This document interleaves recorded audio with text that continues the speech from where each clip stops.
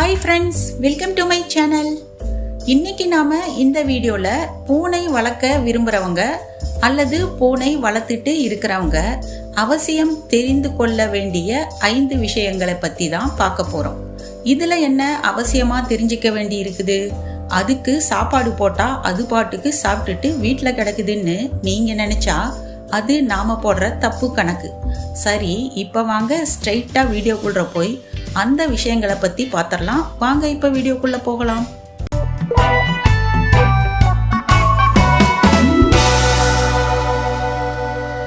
முதல் விஷயம் என்னன்னு பார்க்கலாம்.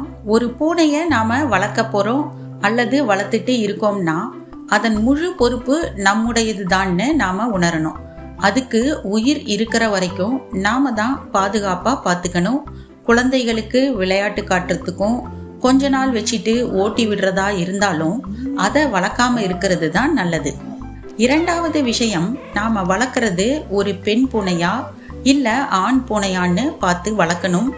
ஏதோ ஒன்று வளர்க்குறோம், இதுல என்ன பிரச்சனைன்னு நீங்க கேட்டா இதுல தான் மொத்த பிரச்சனையே இருக்குது. பெண் பூனையா இருந்தா அது வருடத்திற்கு 2 அல்லது 3 முறை குட்டிகள் போட வாய்ப்பு இருக்கு.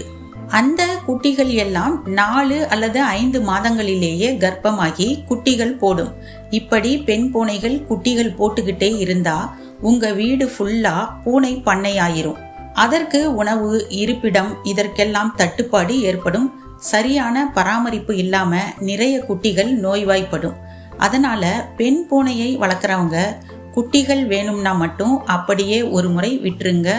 இல்ல குட்டிகள் தேவையில்லைன்னா அதற்கு கருத்தடை பண்ணிடுங்க. இதுக்காக நீங்க பிரைவேட் வெட்டினரி கிளினிக் அல்லது அரசாங்க வெட்டினரி ஹாஸ்பிட்டலை அணுகலாம். சரி, பெண் பூனை தான் இப்படி குட்டிங்க போடுது, நாங்க ஆண் பூனையா பார்த்து வளர்த்துட்டு போறோம் அப்படின்னா அதிலும் சில பிரச்சனைகள் இருக்குது. ஆண் பூனைங்க வீட்டில் வேறு ஆண் பூனைகள் இருந்தா சண்டைக்கு போகும். இது என்னோட ஏரியா, நீ ஏன் உள்ள நுழையிற அப்படின்னு பயங்கரமா சினிமா ஹீரோ வில்லன் மாதிரி சண்டை போட்டுக்கும். சரி, என்கிட்ட ஒரே ஒரு ஆண் பூனை தாமா வச்சிருக்கேன், இதுல என்ன பிரச்சனைன்னு நீங்க கேட்டா இது இனப்பெருக்கத்துக்காக பெண் பூனைகளை தேடி வெளியே போகும். போற இடத்துல வேறு ஆண் பூனைங்க கிட்ட சண்டை போட்டு இரத்த களரியாகி ரணகலமாகி திரும்ப வரும். இல்லைன்னா அப்படியே பெண் பூனைகளை தேடி வழி தவறி திரும்ப வராமலும் போயிரும். மேலும் சில ஆண் பூனைங்க வீட்டில் பெண் பூனைங்க குட்டி போட்டிருந்தா அந்த குட்டிகளை கடிச்சு குதறியும் விடும்.